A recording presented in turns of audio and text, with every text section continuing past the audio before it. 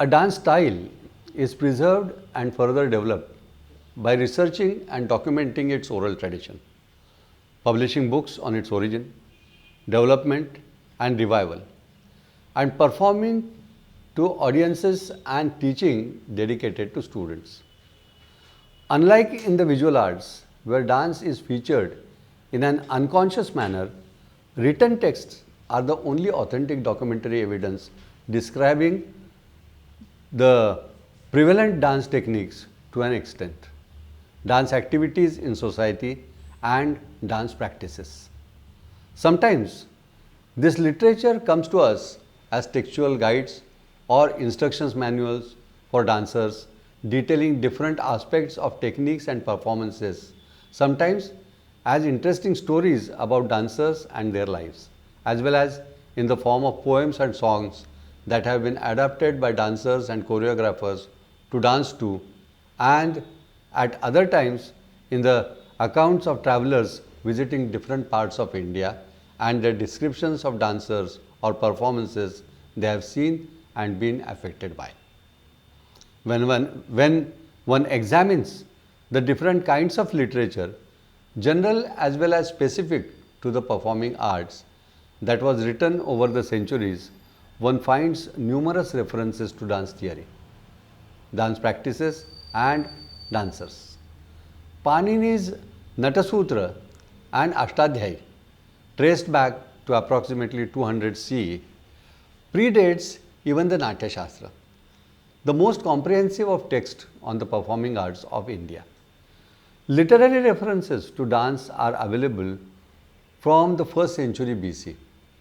For example, the Hathigumpha inscription of Kharavel, king of Orissa, dated end of 1st century BC, refers to him as a proficient in Gandharva Veda.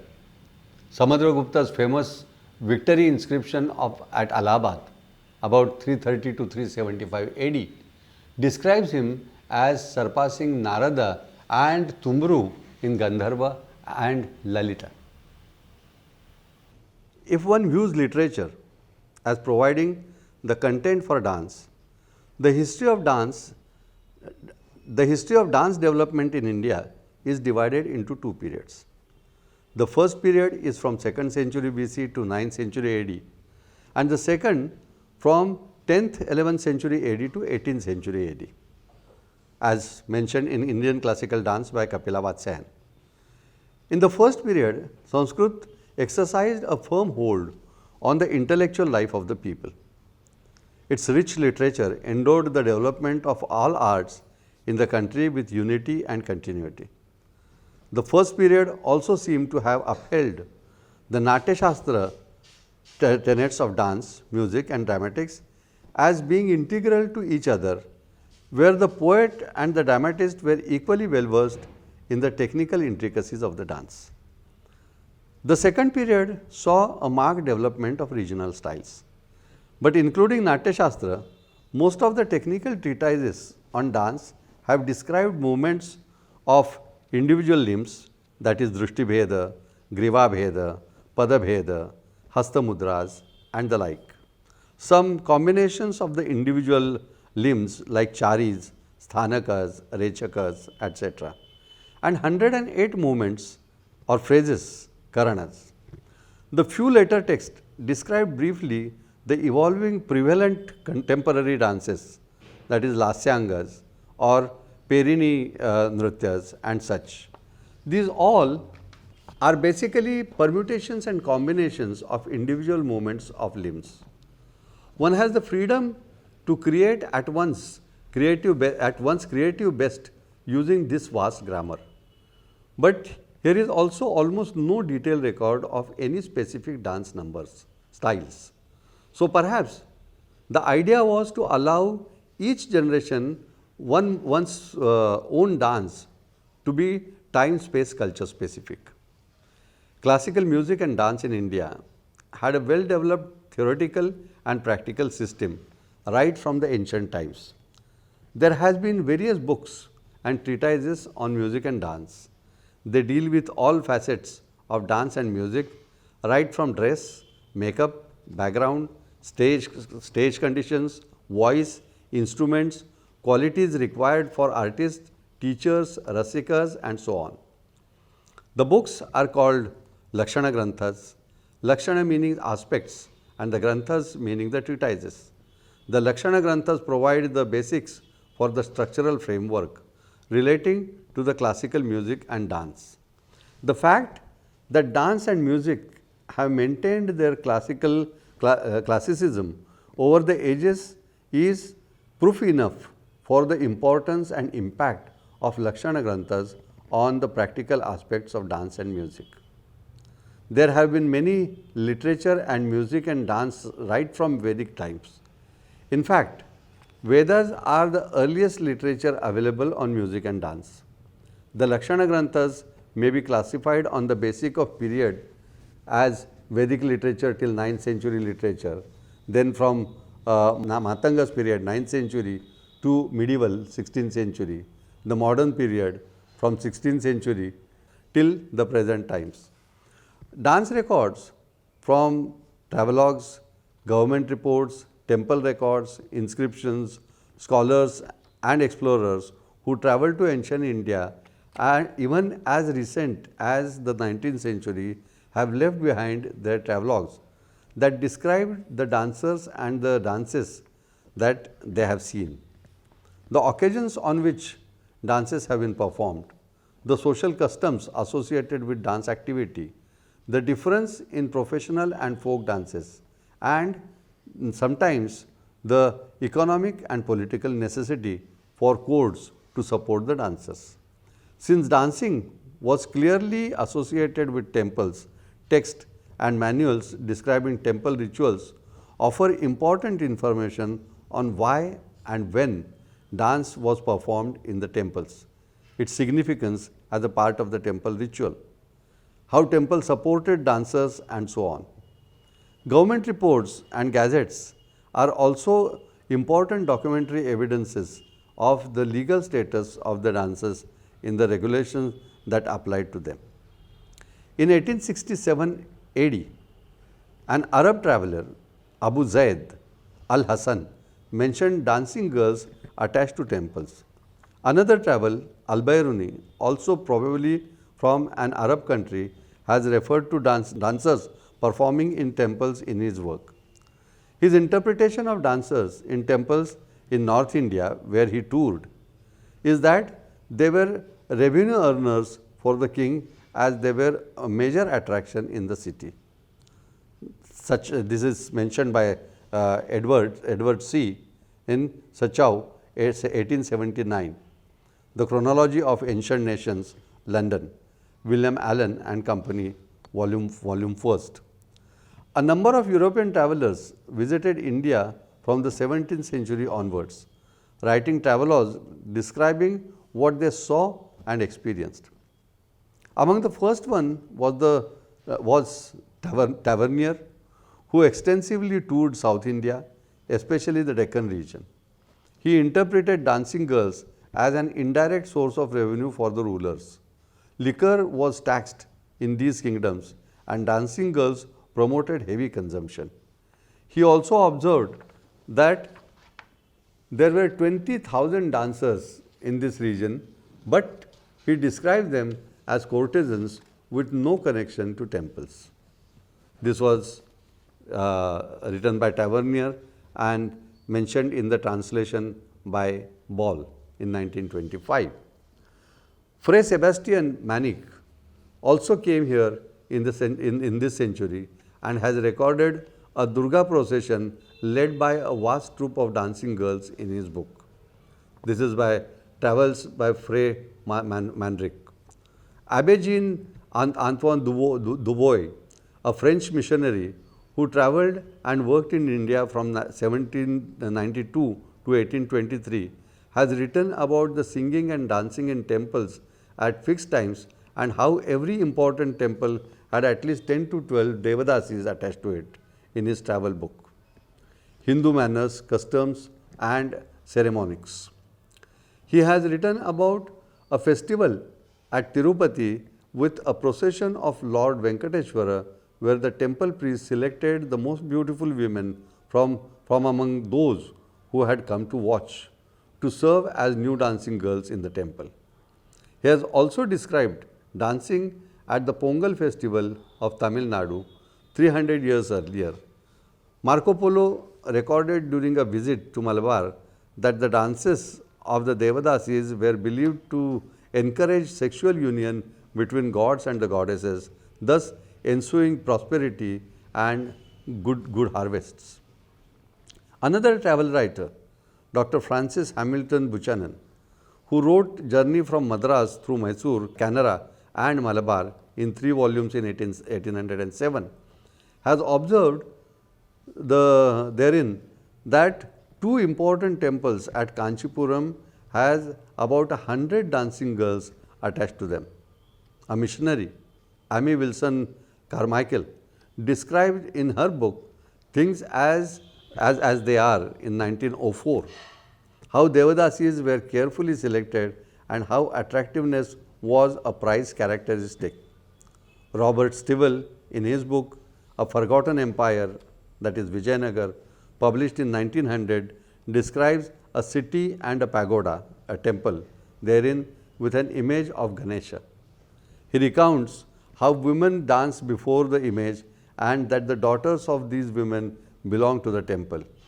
He described the expensive lifestyle of these women.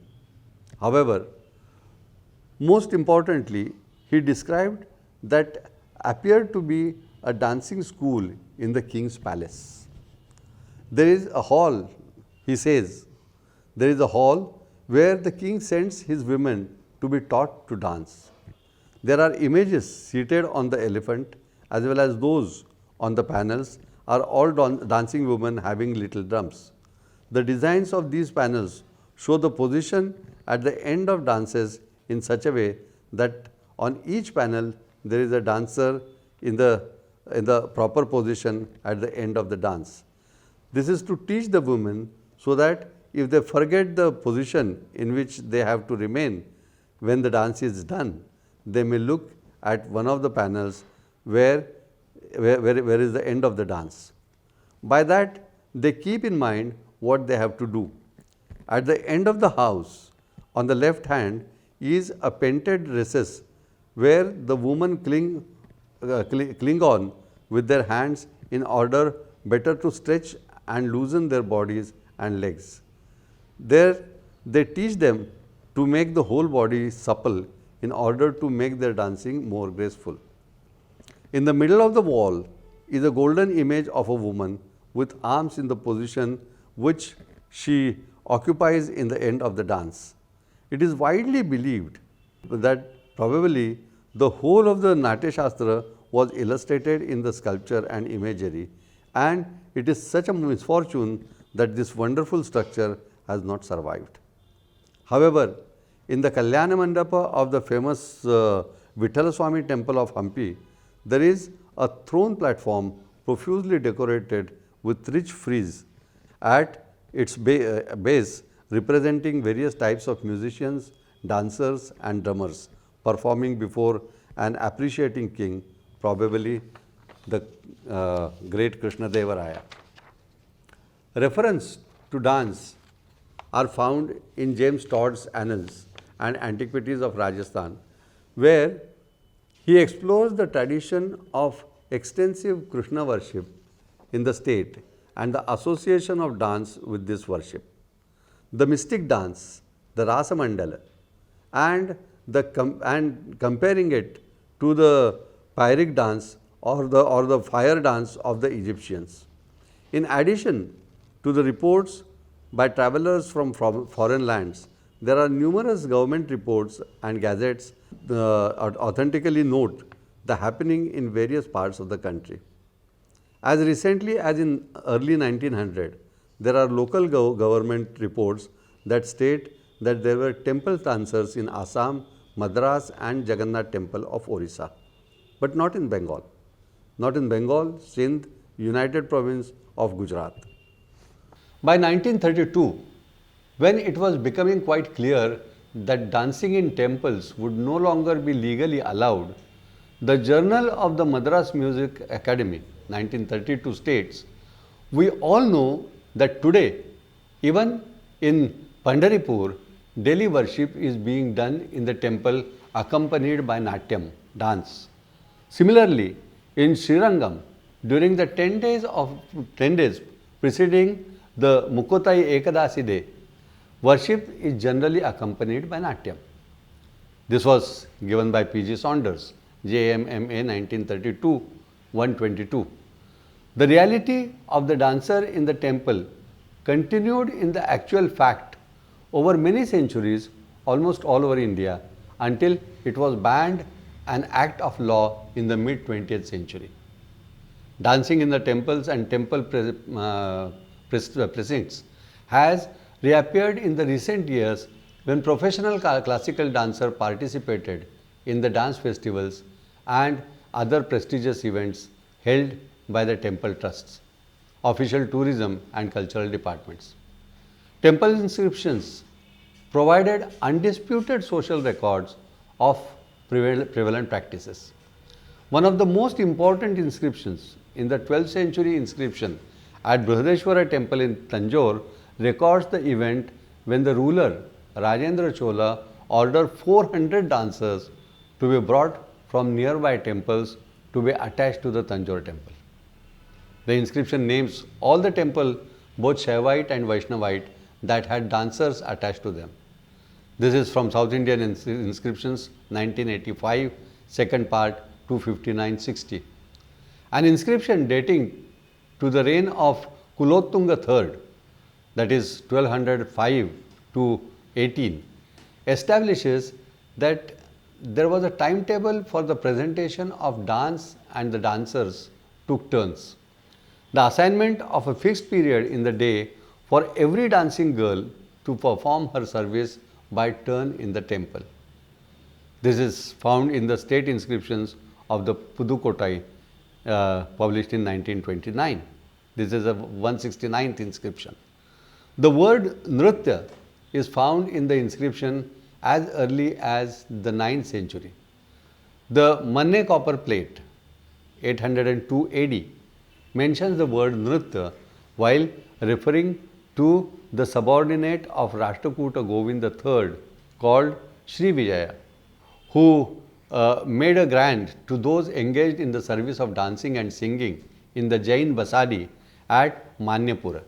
Vilasini Virachitra Nritya Gitavali Bali. This is dance terminologies, Hema Govindarajan, page 27. Manuals on temple rituals are rich source of dance and dance-related temple activities. P.V. Jagdish Iyer's book, South Indian Shrines, published in 1920 and the revised edition in 1922, describe dance as a ritual in temple. One such description in a temple in Rameshwaram records the ritual with accuracy. It says, at 4:30 or 5 a.m., the puja begins. The dancing girl, that is the Muraikari, officiating for the day with Rudraksha beads in place of jewels, dresses up as a Brahmani and her hair uncombed, open up all the doors to the Mahamandapa. Later, the god is taken in procession, preceded by musicians and attending dancing girls. The dancing girl repeats a Tevara Ujala and or verse in honor of Shiva. A number of these manuals also state the reason for which dance was performed in the temple. Such manuals form part of the literature or written available records. None of the manuals associate temple dancing with prostitution. While most of the texts refer to dancing girls in temples as Ganikas, they were also known as Deva Ganikas, and there are instances where Deva Ganikas and Devadasis are the same. Literature used for dance, the dance Sahitya, performances of dance and dance dramas almost always require a story in verse in which the dance is performed. Dancers and choreographers, earlier Nattuvanars have usually taken recourse to the extraordinary wealth of the existing Indian epics, Puranas and the legends from which to create and choreograph an item. Religious bhajans and bhakti poems have also been popular sources. As seen earlier, one of the most interesting features of Indian classical dance styles is its intrinsic relationship with literature. Language becomes an interesting tool to express different kinds of content through dance. The whole Margam repertoire of Bharatanatyam thus incorporates different lyrical styles having their own unique structure. In a country like India, with 28 states and 18 languages and with 7 styles of classical dance, it is just natural that every dance style, however close they may be, express the same content through different languages. Which takes us to the first point in exploring the relationship between dance and literature. As a Bharatanatyam dancer and teacher, Professor Parul Shah says, with Gujarati as a mother tongue, my whole perspective towards language and its literature has been full of interesting discoveries. The relevance of language for an Indian classical dancer is indeed inexplicable. Emotions are universal, but when they are packaged in a certain music style, say Carnatic music with South Indian languages as the base for Bharatanatyam dancer, it is expected and becomes a must for the dancer to learn that language. But which one? Tamil, Telugu, Kannada? Without really formally learning any of these, but just Sanskrit, the base of most Indian languages, is opened my eyes to the cultural uniqueness of each region. Over the years, very gradually, I discovered how every language is linked with the body language through dance. Thus, what a dancer virtually translates the lyrics into Angika is and should speak that particular language through that Angika. Just like every language has its own accent, I feel a dancer definitely develops that accent through dance, which has its roots in the language which he performs.